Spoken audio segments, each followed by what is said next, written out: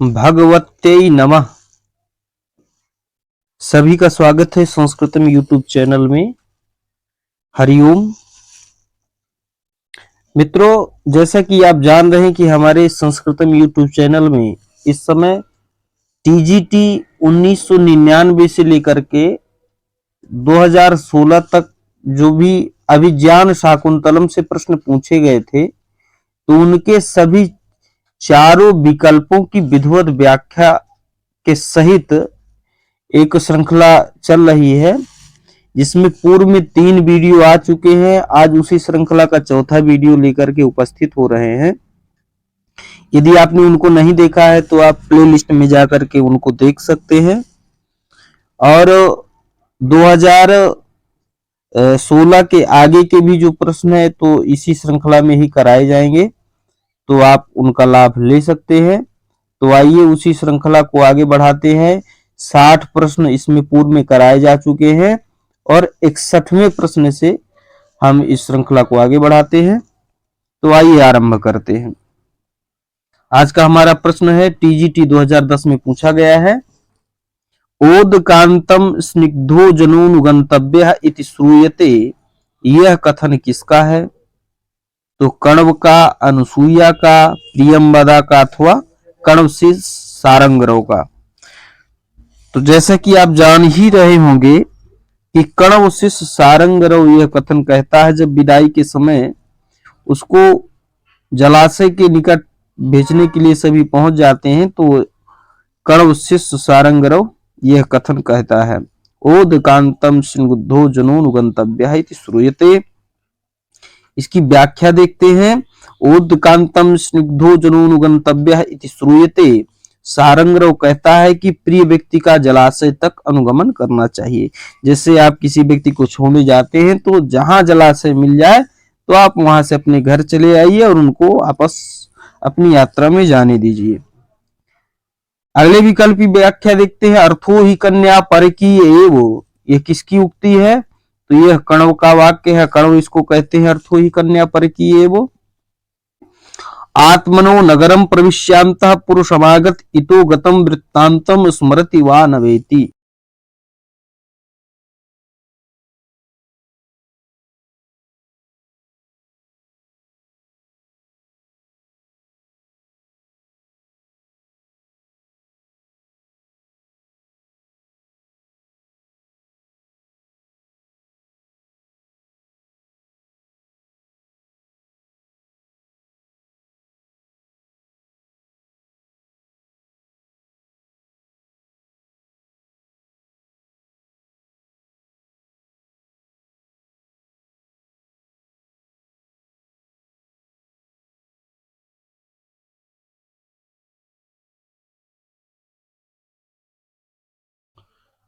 दुष्यंत और शकुंतला की महाभारत के किस पर्व दुष्यंत और शकुंतला की कथा महाभारत के किस पर्व में प्राप्त होती है?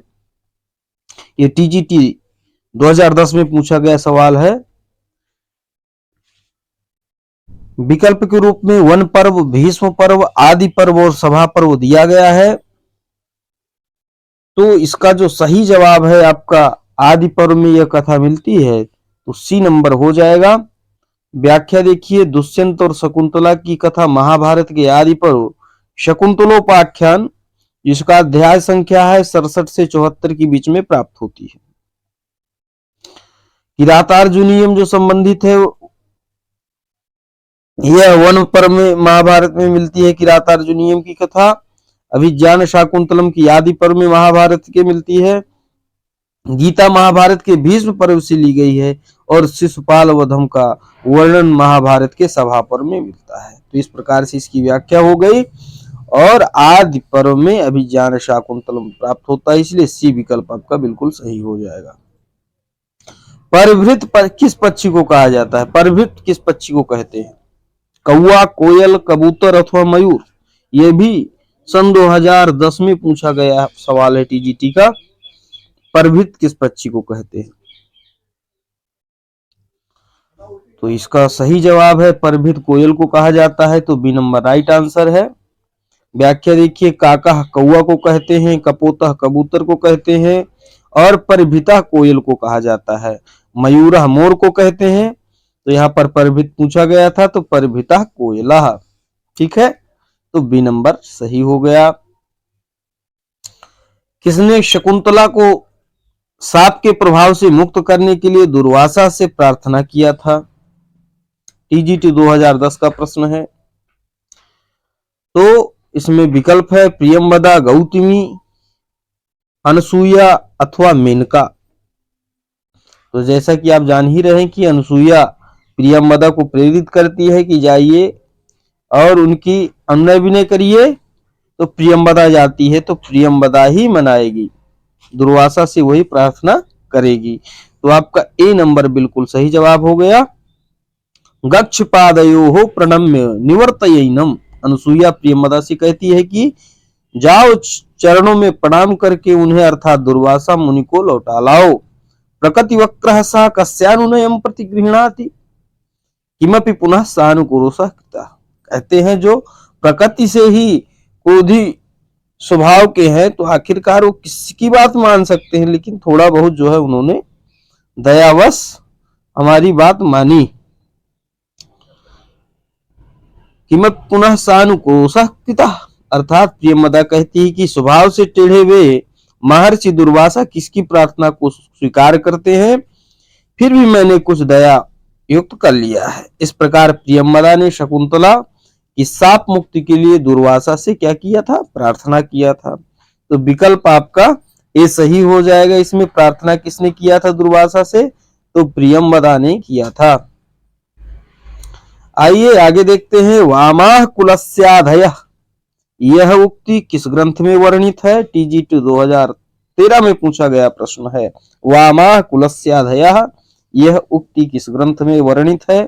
विकल्प के रूप में उत्तर रामचरितम, अभिज्ञान शाकुंतलम, नीति शतकम अथवा किरातार्जुनीयम।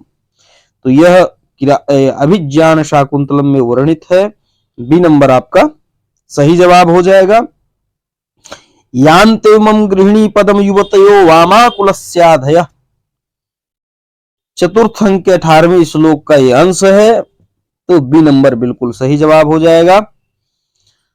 यथा स्त्रीणाम तथा वाचाम साधुत्वे दुर्जनो जनः, यह उत्तर रामचरितम में कहा गया है यह सूक्ति।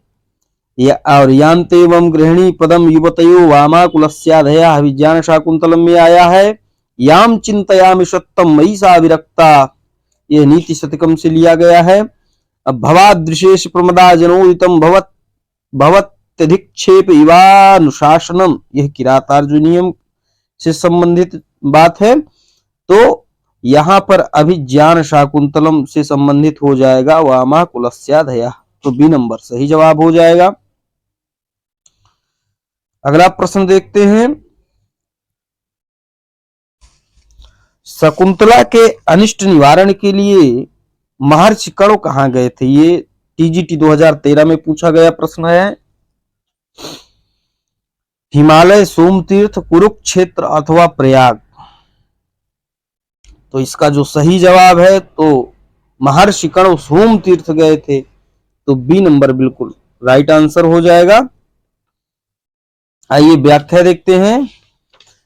तो महाकवि कालिदास द्वारा विरचित अभिज्ञान शाकुंतलम के प्रथम अंक में जब राजा दुष्यंत मृग का पीछा करते हुए कण्वाश्रम के निकट पहुंचता है और वैखानस के द्वारा मृग को न मारने का अनुरोध स्वीकार करके पूछता है कि क्या कुलपति कण्व आश्रम में विद्यमान है? अपि सन्निहितोत्र कुलपति ही।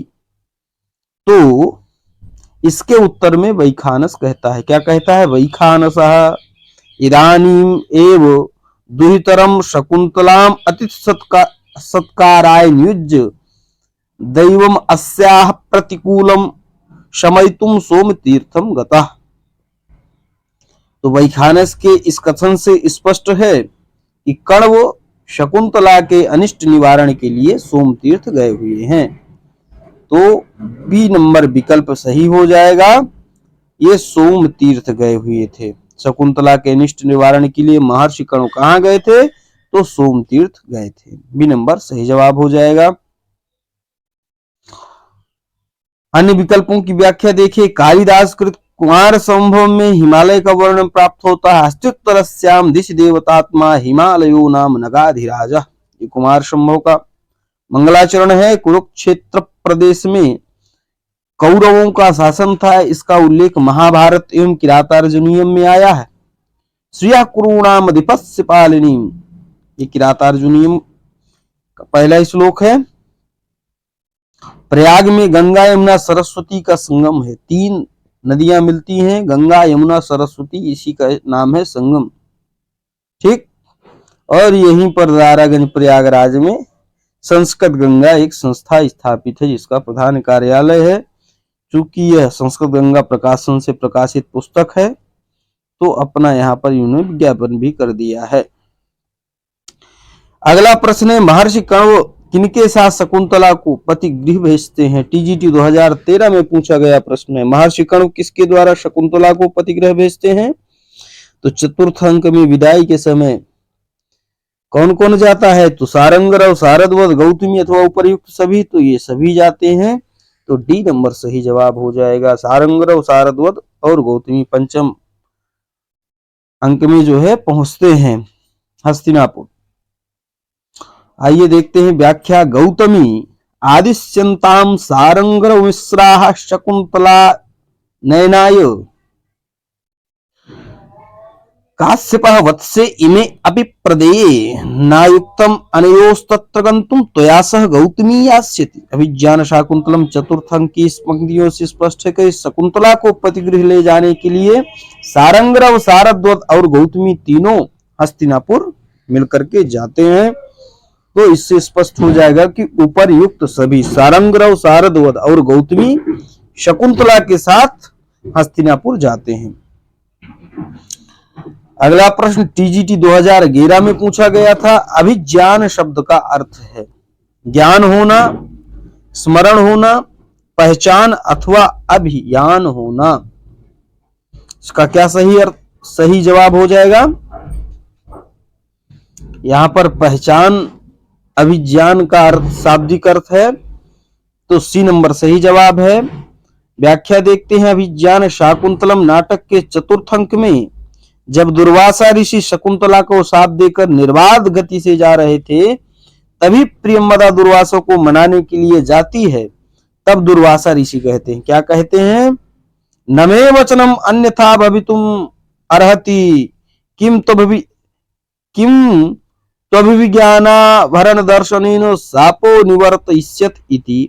मेरा वचन असत्य नहीं हो सकता, किंतु पहचान के आभूषण के दिखाने से मेरा शाप क्या हो जाएगा? समाप्त हो जाएगा। तो यहाँ पर अभिज्ञान का शब्द का अर्थ हो जाएगा पहचान, इसलिए विकल्प सी आपका सही हो जाएगा। ये पहचान सही हो गया। अगला प्रश्न देखते हैं। टीजीटी 2011 में पूछा गया है। अभिज्ञान शाकुंतलम के रचयिता कौन है? तो कालिदास है। इसमें कोई विशेष व्याख्या करने की जरूरत नहीं है। भवभूति विरचित 3 नाटक उपलब्ध होते हैं, मालती माधव, महावीर चरितम और उत्तर चरितम। ठीक, 3 नाटक है, मालती माधव, महावीर चरित, उत्तर रामचरित। मालती माधव 10 अंकों का प्रकरण है। इसमें मालती और माधव तथा मकरंद और मदयंता के प्रणय का वर्णन मिलता है। मालती माधव 10 अंकों का प्रकरण है। इसमें मालती और माधव तथा मकरंद और मदयंतिका के प्रणय और परिणय का वर्णन मिलता है। और महावीर चरित में अंकों की संख्या 7 है। इसमें राम विवाह से लेकर राम राज्याभिषेक तक का रामायण की कथा इसमें वर्णित है। तो ये महावीर चरित की बात हो गई। उत्तर रामचरित में अंकों की संख्या कितनी है? 7 है। इसमें रामायण के उत्तरकांड की कथा का वर्णन प्राप्त होता है। तो भवभूति के 3 ग्रंथों को आपने जाना, कौन कौन से? मालती माधव, महावीर चरित और उत्तर रामचरित। मालती माधव 10 अंकों का एक प्रकरण ग्रंथ है, महावीर चरित 7 अंकों का ग्रंथ है और उत्तर रामचरित भी 7 अंकों का ग्रंथ है। इसमें मालती और माधव, मकरंद और मदयंतिका के प्रणय परिणय का वर्णन है मालती माधव में। महावीर चरित में राम विवाह से लेकर राम राज्याभिषेक तक रामायण की कथा कहां तक की कथा है इसमें? राम विवाह से आरंभ होती है और राज्याभिषेक तक की ही कथा है। उत्तर रामचरित में 7 अंक है, इसमें रामायण के उत्तरकांड का वर्णन प्राप्त होता है। तो रामायण के उत्तरकांड में उत्तर रामचरित का वर्णन है। आइए अब कालिदास की व्याख्या देखते हैं। कालिदास विरचित नाटकों की संख्या 3 है। कौन कौन सी नाटक है इनके? मालविकाग्निमित्रम, विक्रमोर्वशीयम, अभिज्ञान शाकुंतलम। ये व्याख्या बड़ी महत्वपूर्ण है, इसको ध्यान से आप पढ़ें। तो मालविकाग्निमित्रम, विक्रमोर्वशीयम, अभिज्ञान शाकुंतलम ये कालिदास के 3 नाटक हैं। 2 महाकाव्य है, रघुवंशम और कुमार संभवम। तो 2 महाकाव्य हो गए, रघुवंशम और कुमार संभवम। 3 नाटक हो गए, मालविकाग्निमित्रम, विक्रमोर्वशीयम, अभिज्ञान शाकुंतलम। गीत काव्य भी इनके हैं। तो गीत काव्य के रूप में ऋतु संहार, मेघदूत है। ठीक, तो ये मेघदूत जो है खंड काव्य भी माना जाता है, गीत काव्य भी माना जाता है। तो इस प्रकार से 3, 2, 5 और 5, 2, 7 ग्रंथ कालिदास जी के हो गए। अब देखिए श्रीहर्ष के देखते हैं। नैषधीय चरित के सर्गांत श्लोकों में श्रीहर्ष निम्न रचनाओं का उल्लेख करते हैं। कौन कौन से?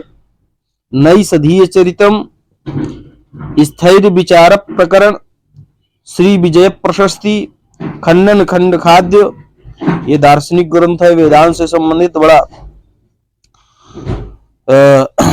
ख्याति को प्राप्त ग्रंथ है ये। गौडोरवीस कुल प्रशस्ति, नवसाह सांक चरित चंपू, अर्णव वर्णन, छिंद प्रशस्ति, शिव शक्ति सिद्धि, ये जो है श्री हर्ष के जो है ग्रंथ हैं। और नैषधीय चरित तो बड़ा प्रसिद्ध ग्रंथ है, ये महाकाव्य भी है। अब भास के देखते हैं। भास के नाम से संप्रत 13 नाटक प्राप्त होते हैं। सन 1909 ईस्वी में श्री टी गणपति शास्त्री ने त्रावणकोर राज से इन्हें प्राप्त किया था। अब देखिए उदयन मूलक जो कथा है, उदयन से संबंधित कथा, उसमें 2 ग्रंथ मिलते हैं, प्रतिज्ञा यौगंधरायण और स्वप्नवासव दत्तम। ये उदयन से संबंधित ग्रंथ हैं। और महाभारत से संबंधित उरुभंग, दूतवाक्य, पंचरात्रम, बालचरितम, दूत घटोत्कच, कर्णभार और मध्यम व्यायोग। तो 1, 2, 3, 4, 5, 6, 7 ग्रंथ महाभारत से संबंधित हैं और 2 ग्रंथ उदयन से संबंधित है, भास के, ध्यान रखें। और प्रतिमा नाटक, अभिषेक नाटक, ये 2 ग्रंथ रामायण से संबंधित हो गए। और कल्पना मूलक, कल्पना कल्पित जो है अभिमारक और चारुदत्त, ये 2 ग्रंथ जो है कल्पना कल्पित हो गए। तो 2, 2, 4, 7, 4, 11 और 11, 2, 13 2 उदयन से संबंधित कथा है। तो प्रतिज्ञा यौगंधरायण स्वप्नवासव दत्तम 7 महाभारत पर आधारित है। उरुभंग, दूत वाक्यम, पंचरात्रम, बालचरित, दूत घटोत्कच, कर्णभार और मध्यम व्यायोग, ये महाभारत से संबंधित ग्रंथ हैं 7। और 2 रामायण से संबंधित है, प्रतिमा नाटक और अभिषेक नाटक। 2 नाटक हैं, प्रतिमा नाटक, अभिषेक नाटक। और कल्पना कल्पित 2 ग्रंथ हो गए, अभिमारक और चारुदत्त। तो इस प्रकार से आपने देखा कि भास के जो है 13 नाटक हो गए। आइए अगला प्रश्न देखते हैं। टीजीटी 2004 और 11 में पूछा गया है, विज्ञान शाकुंतलम साहित्य की किस विधा के अंतर्गत है? महाकाव्य, नाटक, नाटिका अथवा चंद्र काव्य? तो यह एक नाटक है, बी नंबर सही जवाब हो जाएगा। देखिए ग्रंथ विधा, ग्रंथकार, ग्रंथ और विभाजन। तो महाकाव्य कालिदास के 2 महाकाव्य है, रघुवंशम, कुमार संभवम।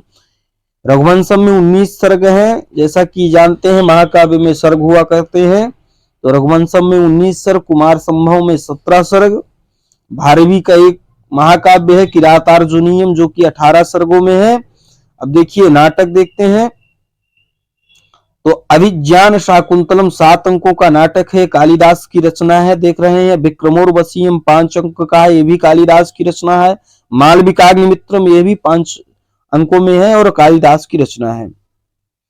भवभूति को देखिए, उत्तर रामचरितम इनकी रचना है, 7 अंक है। महावीर चरितम इनकी रचना, इसमें भी 7 अंक है। और ये सब क्या है? नाटक है।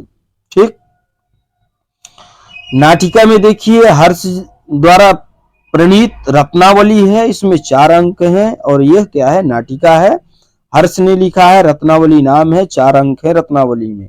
जैसा कि रत्नावली में 4 आपको अक्षर भी दिख रहे होंगे, रत्नावली, तो 4 अंक मान लीजिए। टीजीटी 2011 में पूछा गया प्रश्न, अभिज्ञान शाकुंतलम के सहित कालिदास ने कितने नाटक लिखे हैं? तो जैसा कि आपने ऊपर देखा ही है कि 3 नाटक इन्होंने लिखा है, तो यहां पर बी नंबर सही जवाब हो जाएगा। कालिदास ने 2 महाकाव्य लिखे, रघुवंशम वारसंभवम। कालिदास के 3 नाटक है, अभिज्ञान शाकुंतलम, विक्रमोर्वशीयम और मालविकाग्निमित्रम। कालिदास कृत अभिज्ञान शाकुंतल नाटक का 4th अंक सर्वश्रेष्ठ अंक माना जाता है तथा 4th अंक के 4 श्लोक अत्यंत प्रसिद्ध हैं। काव्येषु नाटकम रम्य तत्र रम्या शकुंतला तत्रापि च 4th अंकः तत्र श्लोकः चतुष्टयम्। तो यह अभिज्ञान शाकुंतलम के बारे में प्रसिद्धि बताई गई है। कालिदास कृत विक्रमोर्वशीयम तथा मालविकाग्निमित्रम में अंकों की संख्या कितनी है? 5-5 है, तो दोनों में 5-5 अंक प्राप्त होते हैं, विक्रमोर्वशीयम और मालविकाग्निमित्रम। और अभिज्ञान शाकुंतलम में तो 7 अंक है। ठीक, आगे बढ़ते हैं। अभिज्ञान शाकुंतलम का कथानक टीजीटी 2011 में पूछा गया प्रश्न है, कैसा है भाई कथानक? ऐतिहासिक है, उत्पाद्य है, ऐतिहासिक होने पर कुछ परिवर्तित है, या इनमें से कुछ भी नहीं? तो क्या है? तो इसका जो सही जवाब हो जाएगा आपका, ये ऐतिहासिक है और लेकिन कुछ परिवर्तित है, ऐतिहासिक होने पर भी कुछ परिवर्तित है। सी नंबर राइट आंसर हो जाएगा। आइए व्याख्या देखते हैं। दुष्यंत और शकुंतला की कथा महाभारत के आदि पर्व अध्याय 67 से 74 में प्राप्त होती है। इसी को शकुंतलोपाख्यान भी कहते हैं। कालिदास ने इसमें पर्याप्त परिवर्तन करके इसे नाटकोपयोगी कथा का रूप दिया है। ये हूबहू नहीं ली गई है महाभारत से, इसमें थोड़ा बहुत कालिदास ने अपने अनुसार कथा को और मनोरंजक बनाने के लिए परिवर्तन किया है। यथा दुर्वासा के साप, दुर्वासा का जो साप है ये कालिदास की कल्पना है। अनसुईया, प्रियमदा, गौतमी, दुर्वासा, सारंगरव, सारद्वत आदि पात्रों की नूतन कल्पना। ये जितने पात्र बताए गए हैं, अनसुईया, प्रियमदा, गौतमी, दुर्वासा, सारंगरव, सारद्वत, ये सभी महाभारत में नहीं मिलते हैं, इनका उदाहरण नहीं प्राप्त होता है। ये महाकवि कालिदास स्वतः इनकी रचना करते हैं।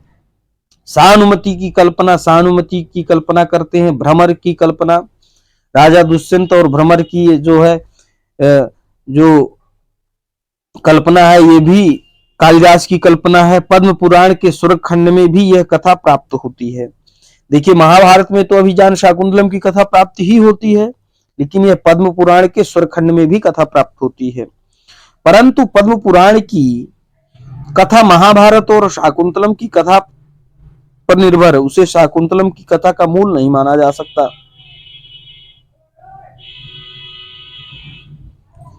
ठीक, पद्म पुराण में वर्णित कथा का अधिकांश भाग शाकुंतल के वर्णन का अनुवाद मात्र प्रतीत होता है। अभिज्ञान शाकुंतलम का कथानक ऐतिहासिक होने पर भी कुछ परिवर्तित है। तो निष्कर्ष ये है कि आप ये जाने रहे कि अभिज्ञान शाकुंतलम की कथा महाभारत के आदि पर शकुंतलोपाख्यान में प्राप्त होती है 67 से 74 अध्याय के बीच, और पद्म पुराण के स्वर्ग खंड में मिलती है, 2 जगह मिलती है। अगला प्रश्न टीजीटी 2011 में पूछा गया है, अभिज्ञान शाकुंतलम में कितने अंक हैं? तो अभी आप पढ़ते चले आ रहे हैं लगातार कि 7 अंक है। सी नंबर आपका सही जवाब हो जाएगा। आइए व्याख्या देखते हैं। तो व्याख्या के रूप में पहला जो विकल्प है मालविकाग्निमित्रम कालिदास कृत नाटक है, 5 अंक है। नायक धीरोदात्त कोटि का नायक माना जाता है, इसका नायक मालविकाग्निमित्रम का नायक जो है धीरोदात्त कोटि का है। विक्रमोर्वशीयम कालिदास की रचना है, 5 अंक है। 4th अंक में राजा का विलाप अपभ्रंश छंदों में किया गया है, तो विक्रमोर्वशीयम में चतुर्थ अंक में राजा का जो विलाप मिलता है तो अपभ्रंश छंदों में मिलता है। बाल चरितम ये भास की रचना है और 5 अंक हैं। श्री कृष्ण के जन्म से कंस वध तक की घटना बाल चरितम में प्राप्त होती है, जो कि ये महाभारत से संबंधित है। स्वप्न वासव दत्तम यह भास की रचना है और 6 अंक है स्वप्न वासव दत्तम में, और उदयन और आसव दत्ता तथा रत्नावली के प्रणय कथा इसमें वर्णित है। अभिषेक नाटकम यह भी भास की रचना है, 6 अंक है। रामायण का कथा संक्षेप में वर्णन प्राप्त होता है, इसमें रामायण की कथा संक्षेप रूप में प्राप्त होती है अभिषेक नाटकम में। अभिमारकम यह भी भास की रचना है, 6 अंक इसमें भी है अभिमारकम में। इसमें अभिमारक तथा कुरंगी की प्रणय कथा मिलती है अभिमारकम में। वेणी संहारम ये भट्ट नारायण की रचना है, 6 अंक इसमें भी है। नाटक का प्रारंभ और अंत दोनों वीर रस युक्त हैं वेणी संहारम में, तो ये भी भास की ये क्षमताम ये भी भट्ट नारायण की रचना है। भट्ट नारायण की वेणी संहारम रचना है, 6 अंक है। नाटक का प्रारंभ और अंत दोनों वीर रस से होते हैं, ये इसकी विशेषता है वेणी संहारम भट्ट नारायण जी की। अगली व्याख्या देखते हैं। ज्ञान शाकुंतलम कालिदास कृत है, 7 अंक हैं। दुर्वासा ऋषि का शाप कवि की मौलिक कल्पना है, जैसे उपरोक्त बताया जा चुका है। मुद्रा राक्षस ये विशाखादत्त की रचना है, 7 अंक हैं इसमें, और नायिका का इसमें अभाव बताया गया है। मुद्रा राक्षस में क्या है, नायिका का अभाव है, और ये मुद्रा राक्षस विशाखादत्त जी की रचना है 7 अंकों वाली। उत्तर रामचरितम ये भवभूति की रचना है, इसमें भी 7 अंक हैं, और उत्तर रामचरितम की खासियत है कि इसमें विदूषक विहीन है ये, तो विदूषक विहीन उत्तर रामचरितम है। भवभूति की रचना है, 7 अंक है, और विशाखादत्त की रचना मुद्रा राक्षस है, ये भी 7 अंकों वाली है। नायिका का इसमें अभाव है। वाल्मीकि रामायण महर्षि वाल्मीकि की है, 7 कांड है। आदि काव्य कहा जाता है, आर्ष काव्य भी कहते हैं। राम कथा का वर्णन इसमें प्राप्त होता है। संस्कृत भाषा में लिखित यह ग्रंथ है और बहुत ही प्रतिष्ठित है सनातन धर्म में। तो यहाँ पर जो प्रश्न पूछा गया था भाई कि अभिज्ञान शाकुंतलम में कितने अंक है, तो 7 अंक है। सी नंबर सही हो गया। इतनी लंबी चौड़ी व्याख्या भी आपको मिल गई। टीजीटी 2011 में पूछा गया प्रश्न है, अभिज्ञान शाकुंतलम का कौन सा अंक सर्वश्रेष्ठ माना जाता है, तो पहला, दूसरा, तीसरा, चौथा तो सभी लोग बता देंगे कि ये चौथा अंक सर्वश्रेष्ठ माना जाता है। व्याख्या देखते हैं। अभिज्ञान शाकुंतलम के अंकों के नाम क्या है, तो पहले अंक का नाम है आश्रम प्रवेश, दूसरे अंक का नाम है आश्रम निवेश। आश्रम में प्रवेश करेंगे तो फिर निवेश भी हो गया। तीसरे अंक का नाम है विवाह, जब निवेश हुआ तो विवाह भी कर लिए, और चौथे में विवाह के बाद विदाई होती है, सर्वजगत विदित है। 5वें अंक में प्रत्याख्यान होता है, आपस में वार्तालाप होता है। 6वें में पश्चाताप करते हैं वार्तालाप करके, और जैसे पश्चाताप करते हैं तो फिर से मिलन हो जाता है, तो मिलन अंक हो गया। तो शाकुंतलम के विषय में विद्वज्जनों में एक प्रसिद्ध सूक्ति है, क्या है, काव्येषु नाटकम रम्य तत्र रम्या शकुंतला तत्रापि चतुर्थोंक तत्र श्लोको चतुष्टयम। तो यह श्लोक हो गया। शाकुंतल के चतुर्थ अंक के 4 श्लोक अपने भाव कल्पना, कवित्व और अर्थोदात्तता के कारण अत्यंत प्रसिद्ध हैं। अभिज्ञान शाकुंतलम के जो चतुर्थ अंक के 4 श्लोक हैं उनकी महिमा बताई जा रही है। एक श्लोक में पुत्री की विदाई का मार्मिक वर्णन प्राप्त होता है, दूसरे में पुत्री का पति ग्रह के लिए आदर्श शिक्षा दी गई है। पहले में क्या है कि विदाई के बारे में वर्णन है कि विदाई में किस प्रकार से लोग अपनी पुत्री को विदा करते समय दुखी हो जाते हैं। दूसरे में शिक्षा दी गई है कि वो कन्या जाएगी पति ग्रह के लिए, तो किस प्रकार से वहां एक आदर्श नारी के रूप में, आदर्श गृहिणी के रूप में उसको अपने आदर्शों को स्थापित करना है। तीसरे में सुकुमार भावनाओं का चित्रण, तथा चौथे में ऋषि कण्व राजा दुष्यंत के लिए आदर्श संदेश प्रेषित करते हैं। इसलिए चतुर्थ अंक को सर्वश्रेष्ठ अंक माना गया है, क्योंकि इसमें बड़ी ज्ञान की बातें बताई गई हैं समाज के लिए। अतः विकल्प डी बिल्कुल सही जवाब है भाई। क्या था कि अभिज्ञान शाकुंतलम का कौन सा अंक सर्वश्रेष्ठ है, 2011 का प्रश्न है, तो चौथा अंक इसमें सर्वश्रेष्ठ माना गया है। आइए अगला प्रश्न देखते हैं। टीजीटी 2011 में पूछा गया प्रश्न है, दुर्वासा ऋषि के आश्रम में पदार्पण के समय शकुंतला किसके ध्यान में मग्न थी? कण्व ऋषि के, दुष्यंत के, सद्य प्रसूता हरिणी के, अथवा नव पल्लव युक्त लता के, किसके? तो ये दुष्यंत के ध्यान में मग्न थी, तो बी नंबर सही जवाब हो जाएगा। व्याख्या देखते हैं। दुर्वासा ऋषि के कण्वाश्रम में पदार्पण के समय शकुंतला दुष्यंत के चिंतन में मग्न थी। यह देखकर ऋषि दुर्वासा शकुंतला को संबोधित करते हुए कहते हैं, क्या कहते हैं? आह अतिथि परिभाविनी विचिंतयन्ती यमनन्य मानसा प्रथमम कृतामिव। यह पूरा एक श्लोक है। विज्ञान शाकुंतलम के चतुर्थ अंक का पहला श्लोक बोलते हैं पूरा। अय अतिथि का तिरस्कार करने वाली मुझ तपस्वी का तुमने अनादर किया है, जिसका अर्थात दुष्यंत का स्मरण तू कर रही है, वह याद दिलाए जाने पर भी तुम्हें स्मरण नहीं करेगा। जैसे उन्मत्त व्यक्ति पहले कही गई बात को भूल जाता है, वैसे ही वह दुष्यंत तुम्हें भूल जाएगा। तो इस प्रकार से महर्षि दुर्वासा श्राप दे देते हैं। ठीक, तो यह दुष्यंत का चिंतन कर रही थी, तो बी नंबर सही जवाब हो जाएगा। टीजीटी 2011 में यह प्रश्न पूछा गया है, दुर्वासा ऋषि ने शकुंतला को क्या शाप दिया था? तो बताइए कि तू याद करी विद्या भूल जाएगी, तू अस्वस्थ हो जाएगी, कि तेरा पुत्र तुझे भूल जाएगा, कि तू जिसके ध्यान में बैठी है वो भूल जाएगा। तो भैया यही सही जवाब है, डी नंबर, कि तू जिसके ध्यान में बैठी है वो भूल जाएगा तुमको। तो डी नंबर सही जवाब हो जाएगा। अभिज्ञान शाकुंतलम नाटक के चतुर्थ अंक में दुष्यंत को याद कर रही शकुंतला को ऋषि दुर्वासा ने नेपथ्य से वंशस्थ छंद में निम्न शाप दिया था। तो ये सामने आकर के शाप नहीं देते हैं, नेपथ्य में देते हैं। नाटक में जो है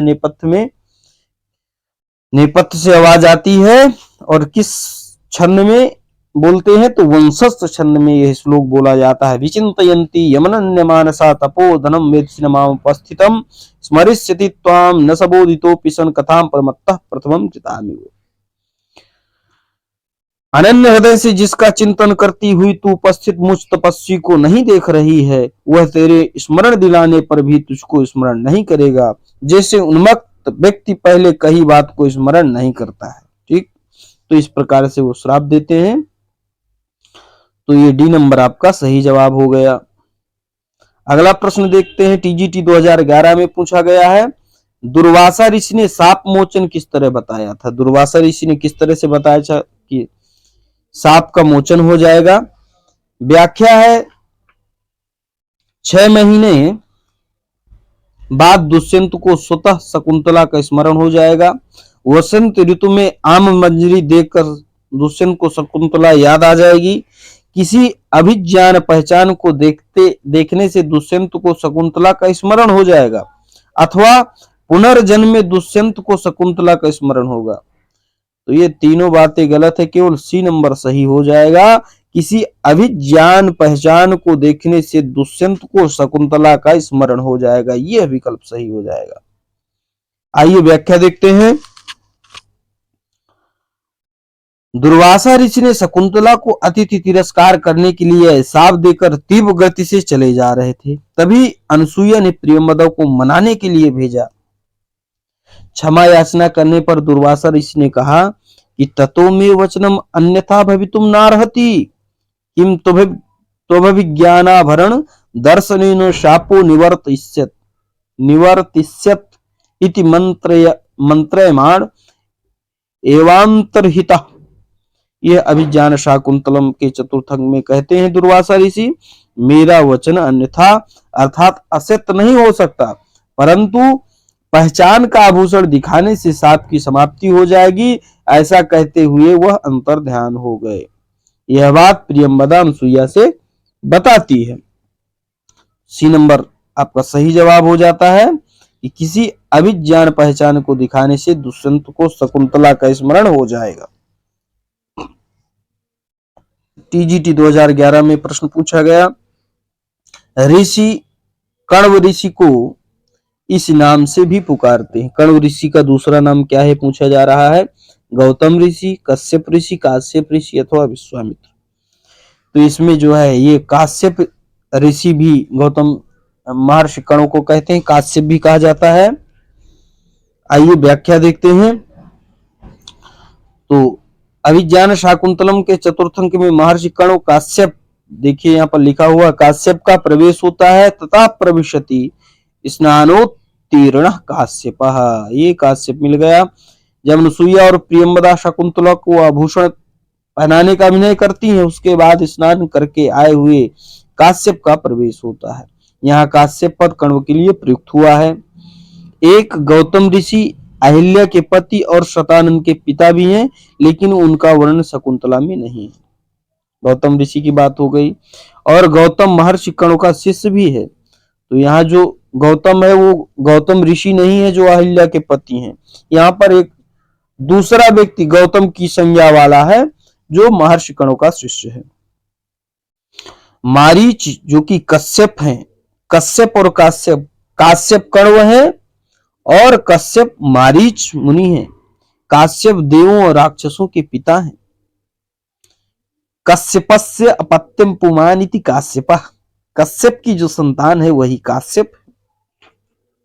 विश्वामित्र शकुंतला के जन्मदाता पिता हैं, अतः विकल्प क्या हो जाएगा, सी हो जाएगा। ठीक, तो यहां आपने देखा कि कण्व ऋषि को इस नाम से भी पुकारते थे, क्या, काश्यप। तो कश्यप ऋषि की संतान होने से काश्यप कहे गए महर्षि कण्व। चतुर्थ अंक की विषय वस्तु मानवीय जीवन की किस घटना पर आधारित है भाई। टीजीटी 2011 में पूछा गया है। बच्चे के जन्म के अवसर की, बच्चे के गुरुकुल जाने के अवसर की, बेटी की शादी होने पर विदाई के अवसर की, या मृत्यु उपरांत शमशान जाने के अवसर की। तो चतुर्थ अंक की विषय वस्तु मानवीय जीवन की घटना पर ये बेटी की शादी होने के विदाई के अवसर के समय की घटना यहां बताई गई है। तो सी नंबर आपका सही जवाब हो जाएगा। C number is right answer. आइए व्याख्या देखते हैं। कालिदास विरचित अभिज्ञान शाकुंतलम के चतुर्थ अंक को विशेष रूप से सभी सहृदय विद्वानों ने मुक्त कंठ से सराहा है। काव्येषु नाटकम रम्य तत्रम्या शकुंतला तत्रापि चतुर्थोंकस् तत्र श्लोक चतुष्टयम्। इस प्रकार से इसकी बड़ी महिमा गाई गई है। शकुंतला के चतुर्थ अंक के श्लोकों में पुत्री की विदाई का मार्मिक वर्णन एवं पुत्री को पतिगृह के लिए आदर शिक्षा भी दी गई है। इन श्लोकों में यास्यत्यद्य शकुंतलेति हृदयम्, यहाँ पर यह श्लोक शुश्रूषस्व गुरून् कुरु प्रिय सखी वामाकुलस्याधया, इन श्लोकों से असमान साध विचिंत संयम धना वाच्यम वधु बंधु भी, इन श्लोकों से इत्यादि श्लोकों में भाव सौंदर्य की दृष्टि से बेटी की शादी होने पर विदाई के अवसर पर मानवीय जीवन की मार्मिक घटनाओं का वर्णन यहाँ पर प्राप्त होता है। तो देखिए यहाँ सी नंबर, बेटी की शादी होने के विदाई के अवसर की घटना चतुर्थ अंक में प्राप्त होती है, तो सी नंबर सही हो जाता है। टीजीटी 2011 में पूछा गया प्रश्न है, अर्थो ही कन्या परकीय एवं में कन्या की उपमा किस उपमान के साथ दी गई है। कमलिनी के साथ, चांदनी के साथ, धरोहर के साथ अथवा ब्याज के साथ। तो किसके साथ दी गई है। तो दोस्तों इसका जो सही जवाब है धरोहर के साथ, एक धरोहर माना गया है कन्या को। तो अभिज्ञान शाकुंतलम के चतुर्थ अंक में 22वें श्लोक में कण्व ऋषि कहते हैं कन्या की उपमा न्यास अथवा धरोहर से करते हैं, न्यास शब्द का प्रयोग करते हैं। न्यास मतलब धरोहर। अर्थो ही कन्या परकी एवो तामद्य संप्रेष्य परिगृहीतुः जातो ममायम विश्रह प्रकामम प्रत्यर्पितन्यास इवांतरात्मा। यहाँ पर न्यास शब्द जो है धरोहर के रूप में बताया गया है। वस्तुतः कन्या पराई संपत्ति है।